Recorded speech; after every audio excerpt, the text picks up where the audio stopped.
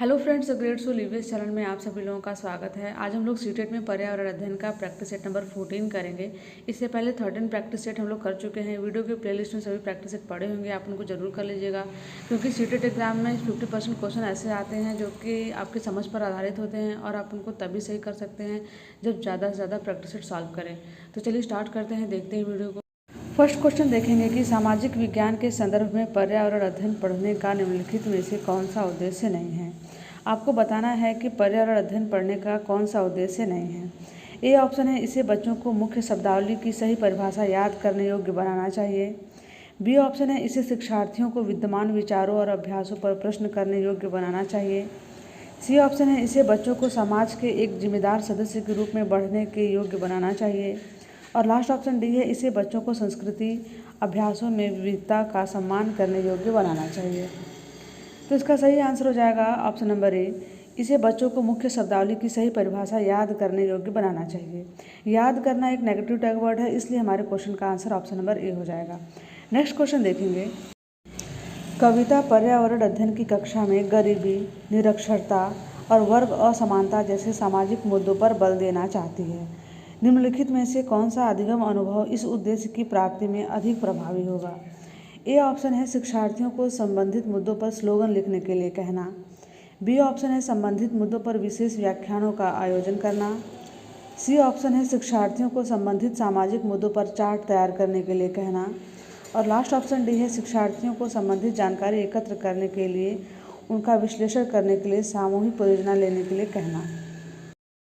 तो इस क्वेश्चन का सही आंसर हो जाएगा ऑप्शन नंबर डी, शिक्षार्थियों को संबंधित जानकारी एकत्र करने और उनका विश्लेषण करने के लिए सामूहिक परियोजना लेने के लिए कहना। चार ऑप्शन में से हमको जो सबसे बेहतर लगता है वही हमारे क्वेश्चन का आंसर रहता है, और सीटेट एग्जाम में ज़्यादातर क्वेश्चन हम ऑप्शन के द्वारा ही सॉल्व कर लेते हैं, इसलिए इसका ऑप्शन नंबर डी जो जाएगा वो करेक्ट हो जाएगा। नेक्स्ट क्वेश्चन देखेंगे। प्राथमिक स्तर पर पर्यावरण अध्ययन में रचनात्मक आकलन डैश को शामिल नहीं करता। आपको बताना है कि रचनात्मक आकलन में किसको शामिल नहीं किया जाता। ए ऑप्शन है, शिक्षार्थियों की ग्रेडिंग और रैंकिंग। बी ऑप्शन है, शिक्षार्थियों के अधिगम रिक्तियों की पहचान। सी ऑप्शन है, शिक्षण में कमियों की पहचान। और लास्ट ऑप्शन डी है, शिक्षार्थियों के सीखने को बढ़ाने में। तो इस क्वेश्चन का सही आंसर हो जाएगा ऑप्शन नंबर ए, शिक्षार्थियों की ग्रेडिंग और रैंकिंग। जब भी ऑप्शन में आपको इस तरह के शब्द मिले ग्रेडिंग और रैंकिंग, तो वो आपके नेगेटिव टैग वर्ड हो जाएंगे, वो आपके क्वेश्चन के आंसर हो सकते हैं, इसलिए हमारा ऑप्शन नंबर ए जो जाएगा वो करेक्ट हो जाएगा। नेक्स्ट क्वेश्चन देखेंगे।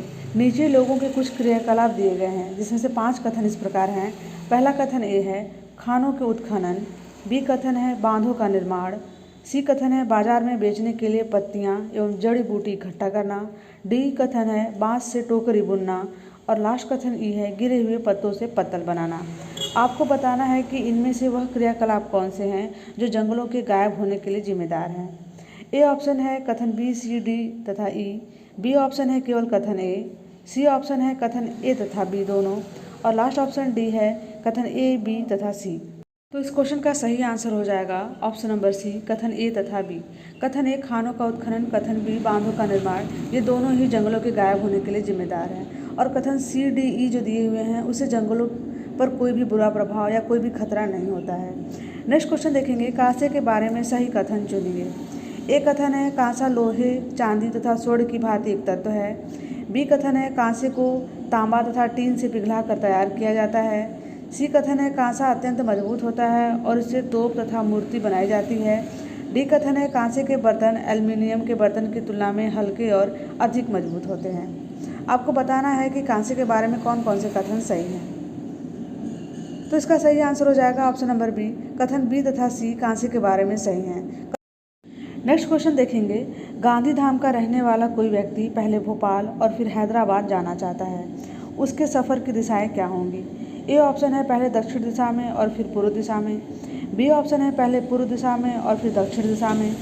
सी ऑप्शन है, पहले पश्चिम दिशा में और फिर दक्षिण दिशा में। और लास्ट ऑप्शन डी है, पहले दक्षिण दिशा में और फिर पश्चिम दिशा में। आपके सीटेट एग्जाम में इंडिया के मैप से हर साल 1 नंबर के क्वेश्चन बनते हैं। आप इंडिया के मैप को अच्छे से दिमाग में बैठा लीजिएगा, क्योंकि इससे 1 नंबर के क्वेश्चन बनते ही बनते हैं। इससे पूछा है कि व्यक्ति पहले कहाँ है, गुजरात में है और वो भोपाल जाता है। तो भोपाल, गुजरात से यदि भोपाल जाता है तो पहले कहाँ जाएगा, पूर्व दिशा में जाएगा, और फिर भोपाल से कहाँ जाता है, हैदराबाद जाता है। तो हैदराबाद किस दिशा में पड़ेगा, दक्षिण दिशा में, इसलिए इसका ऑप्शन नंबर बी जो जाएगा वो करेक्ट हो जाएगा। नेक्स्ट क्वेश्चन देखेंगे, माउंट एवरेस्ट एक भाग है म्यांमार का, भारत का, तिब्बत का, नेपाल का। तो इस क्वेश्चन का आंसर आप सभी लोगों को पता होगा कि माउंट एवरेस्ट नेपाल का एक भाग है जिसकी ऊंचाई 8,848 मीटर है। नेक्स्ट क्वेश्चन देखेंगे, नीचे दिए गए कर्तव्यों का अध्ययन कीजिए। 5 कथन दिए हुए हैं। पहला कथन ए है, अन्य लोगों का सामान उठाने में मदद करना। बी कथन है, पूरे ग्रुप के आगे चलना ताकि ग्रुप पीछे पीछे चले। सी कथन है, जो चल न पाए उसे रुकने के लिए कहना। डी कथन है, साथी के बीमार होने पर उसका ध्यान रखना और सबके लिए खाने पीने का इंतजाम करना। और लास्ट कथन ई है, रुकने और आराम करने के लिए अच्छी जगह ढूंढना। आपको बताना है कि जो माउंटेनियरिंग में जो लीडर होता है उसकी क्या क्या जिम्मेदारियां हैं। 5 कथन में से आपको उसकी जिम्मेदारियां बताना है कि लीडर के कौन कौन से गुण हैं। यदि आपने एनसीईआरटी क्लास 4 की बुक पढ़ी होगी तो उसमें लीडर के गुण दिए हुए हैं। उसमें जितने भी कथन हैं उसमें से सारे कथन जो होंगे वो आपको मिल जाएंगे। पहला कथन ये है कि अन्य लोगों का सामान उठाने में मदद करना, ये कथन बिल्कुल सही है। बी कथन है, पूरे ग्रुप के आगे चलना ताकि ग्रुप पीछे पीछे चले। बी कथन रॉन्ग है क्योंकि जो लीडर होता है वो पूरे ग्रुप के आगे बढ़ जाने पे ही आगे बढ़ता है, इसलिए बी कथन रॉन्ग हो जाएगा। सी कथन है, जो चल ना पाए उसे रुकने के लिए कहना। सी कथन भी रॉन्ग है क्योंकि जो चल नहीं पाता लीडर का काम होता है उसे सहारा देकर आगे बढ़ाना, इसलिए हमारा सी कथन भी रॉन्ग हो जाएगा। डी कथन है, साथी के बीमार होने पर उसका ध्यान रखना, सबके लिए खाने पीने का इंतजाम करना, ये कथन बिल्कुल सही है। और ई कथन है, रुकने और आराम करने के लिए अच्छी जगह ढूंढना, ये भी कथन बिल्कुल सही है। मतलब इस तरह से हमारा जो कथन ए है, डी है, ई है, ये हमारा क्या हो जाएगा, करेक्ट हो जाएगा। अब हम देखेंगे हमारा ए डी ई किस में है, तो हमारा ऑप्शन नंबर ए में ए डी ई है, इसलिए हमारा ऑप्शन नंबर ए जो जाएगा वो करेक्ट हो जाएगा। अब हम नेक्स्ट क्वेश्चन देखेंगे, उस वैज्ञानिक का क्या नाम है जिसने सर्वप्रथम मच्छर के पेट के अंदर ताक झांकी और यह सिद्ध किया कि मलेरिया मच्छर से फैलता है तथा इस अनुसंधान के लिए दिसंबर 1902 में चिकित्सा के क्षेत्र में नोबेल पुरस्कार दिया गया। ऑप्शन दिए हुए हैं, ऑप्शन ए है रोनाल्ड रॉस, बी ऑप्शन है चार्ल्स डार्विन, सी ऑप्शन है ग्रेगर जॉन मेंडल और लास्ट ऑप्शन डी है जॉर्ज मिस्टल। तो इसका सही आंसर हो जाएगा option number A Ronald Ross. अब हम लास्ट क्वेश्चन देखेंगे, क्वेश्चन नंबर 10। रजत ने अपने मित्र से कहा, मैं नहीं खेल सकता क्योंकि मुझे बुखार है। मैं कपकपी, बुखार, सिरदर्द और अंत में पसीना आने के चक्र से गुजरता हूँ। रक्त की जांच के बाद डॉक्टर ने मुझे कड़वी दवा दी। रजत किस रोग से पीड़ित हो सकता है? ए ऑप्शन है मलेरिया, बी ऑप्शन है मियादी बुखार, सी ऑप्शन है अतिसार और लास्ट ऑप्शन डी है हैजा। तो इसका सही आंसर हो जाएगा ऑप्शन नंबर ए मलेरिया। तो फ्रेंड्स, ये कुछ क्वेश्चन थे, आप इनको जरूर कर लीजिएगा और आपके 10 में से कितने मार्क्स आए कमेंट बॉक्स में कमेंट करके ज़रूर बताइएगा।